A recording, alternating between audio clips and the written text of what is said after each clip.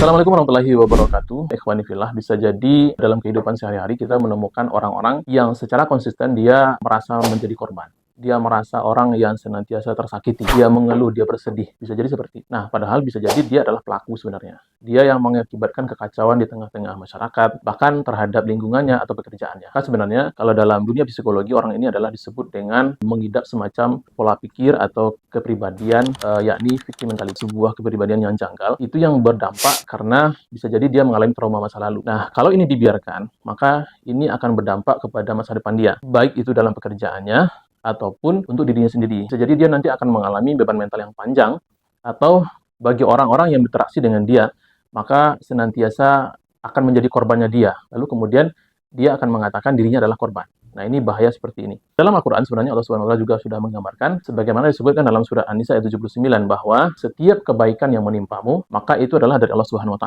Dan setiap keburukan yang menimpamu, maka itu adalah karena perbuatan dirimu sendiri. Dalam ayat yang lain, Allah SWT juga berfirman, Innallaha la yughayyiru ma biqaumin hatta yughayyiru ma bi anfusihim. Sesungguhnya Allah tidak akan merubah keadaan pada diri seseorang sebelum orang tersebut merubah apa yang ada pada dirinya.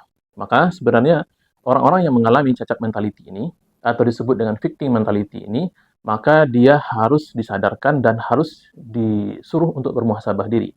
Maka bisa jadi dia adalah pelaku yang selama ini untuk mencari perhatian di tengah-tengah masyarakat bahwa dia adalah korban. Padahal sebenarnya dia adalah pelaku yang secara konsisten menganggap dirinya adalah korban.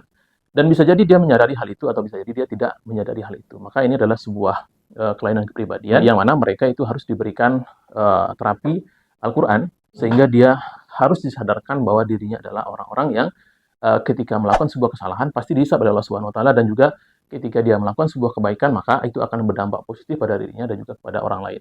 Assalamualaikum warahmatullahi wabarakatuh. Quran Center Humanity, merangkul kemanusiaan, menebar cahaya Quran.